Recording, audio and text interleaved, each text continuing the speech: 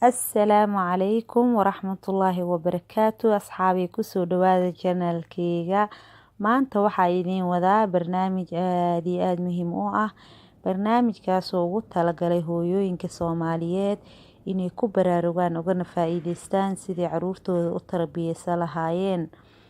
Barnaamijkan wuxuu noo noqon doonaa mid musalsal ah haddii Allaha awoodda la ii qadaro. Barnaamijkan waxaan uga hadli doonaa sida caruurta loo tarbiyeeyo, loola dhaqmo, laga bilaabo marka ay caloosha hooyada galaan ilaa ay ka qaangaaraan ama 15 sano ay ka gaaraan. Sida hooyada ula dhaqmi lahayd, u barbaarin lahayd, u tarbiyeyn lahayd, tarbiyad wanaagsan oo diinta Islaamka waafaqsan. Ubadka waa in si fiican loo tarbiyeeyaa. Barnaamijkeena waxaan ugu magac darnay oo mowduuc uga dhignay ma rabtaa ubad wanaagsan.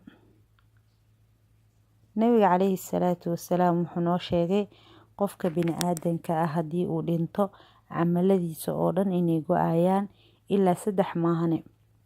Sadaqa jaariya oo qofka la baxo iyo cilmi naafaca oo adduunyada qofka uga tago iyo walad saalaxa oo adduunyada uga tago u soo duceeyo. Hooyo walba oo Soomaaliyeed awlaad haysato waxaan Allah weydiinaa awlaadeeda inuu uga dhigo kuwo baariyaal ah oo saalixiin ah adduun iyo aakhiro ku anfaco. Kuwa aan haysan waxaan Allah uga baryaa inuu siiyo awlaad saalixiin ah oo baariyaal adduun iyo aakhiro anfaco. Barnaamijkeena wuxuu quseeyaa hooyooyinka maxaa yeelay hooyadu waxay tahay madrasada koowaad ee ubadku ka soo baxo. Sidaas darteed hooyadu waxay door weyn ku leedahay mujtamaca dhexdiisa. Haddii hooyadu wanaagsanaato mujtamaca oo dhan wuu wanaagsanaanaa. Insha Allah qaybteeni koowaad mowduuceeni ma rabtaa ubad wanaagsan waxaan ku soo qaadan doonaa qodobo dhowr ah. Qodobadaasi waxaa ka mid ah 1. Hooyadu inay noqoto mid wanaagsan ayada shakhsiyadeeda oo dadku ay ka nabad galaan, diinta Islaamka taqaano kuna dhaqanta, carabkeeda iyo gacanteeda laga nabad galo, ku dayasho wanaagsan leh. Midda labaad waxay tahay hooyadu waa inay u doortaa caruurteeda aabbo wanaagsan. Nabiga calayhi salaam wuxuu dhahay qofka haddii uu u tagayo ahalkiisa waa in uu akhristaa ducadan. Haddii ducadan uu akhristo oo Ilaahay ku arsuqo awlaadaasi shaydaan ma dhigo. Sidaas darteed ducadan aan ku dadaalno. Midda afraad waxay tahay hooyadu haddii ay ogaato in ubad caloosheeda galay waa in aysan ka nixin ama farxad darteeda aysan ku iloobin nimcada Allah siiyay. Waxaa loo baahan yahay inay la timaado sujuudu shukri, Ilaahay ay ku xamdiso nimcada Ilaahay siiyay, Ilaahay uga mahadceliso ay noqoto mid shaakirad ah. Maxaa yeelay ayada waxba ma keensan karto, waxna ma celin karto. Ilaahay quraankiisa asaga wuxuu ku yiri lillaahi mulku samaawaati wal ardi yakhluqu maa yashaa'u yahabu liman yashaa'u inaatha wa yahabu liman yashaa'u dhukuur aw yuzawwijuhum dhukraanan wa inaatha wa yajcalu man yashaa'u caqiima innahu caliimun qadiir. Ilaahay asaga u sugnaaday dhulka iyo cirka.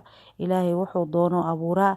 Ilaahay ciduu doono wuxuu siiyaa gabdho bis, cidda uu doonana wuxuu siiyaa wiilal bis, cidda uu doonana wiilal iyo gabdho isugu daraa, cidda uu doonana waxba ma siiyo. Ilaahay asaga ku cilmi leh, awoodeedana iska leh. Sidaas darteed annaga waxba ma keensan karno, waxna iskama celin karno. Waxaa loo baahan yahay in Ilaahay uga xamdino nimcada Ilaahayna siiyay. Midda kale waxay tahay hooyadu waa inay u duceysaa ilmaha caloosheeda ku jiro. Annaga hooyooyin haddaan nahay caloosheenna waxa ka dhex dhacayo war mu aheeno. Waxaa loo baahan yahay in ilmaha caloosha ku jiro shaqada ka socoto meesha ma ogin. Waa inaan marka Allah u weydiinaa inuu noo hagaajiyo, khalqigooda noo hagaajiyo, dabeecadooda noo hagaajiyo, fooshooda noo fududeeyo, xamligoodana noo fududeeyo. Waa inaan akhrisanaa adkaaru sabaax iyo adkaaru masaa. Habeenkii waa ina hooyada ilmaha caloosha ku jira aayad kursi intay gacanteeda ku akhriso ay marisaa gacanta. Waa inay Ilaahay ku amaaneysataa markasto inuu uga dhigo ubad wanaagsan Allah ka barisaa. Khalqigooda iyo dabeecadooda wanaagsan yahay, caqligiisa saliim yahay oo caqli badan inay Allah weydiisato. Asxaabi waxaan ku soo koobaynaa qaybtii koowaad ilmaha uur ku jirta. aan kusoo gabagabeynaa insha Allah. Qaybta labaad insha Allah waxaan kusoo qaadan doonaa caruurta marka ay dhashaan.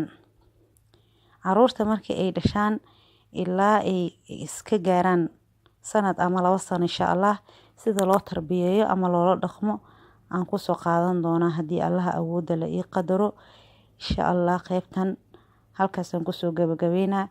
Haddii aad ka hesheen like, subscribe dheh si aysan ku dhaafin casharada soo socda insha Allah. Wassalaamu calaykum waraxmatullaahi wabarakaatuh.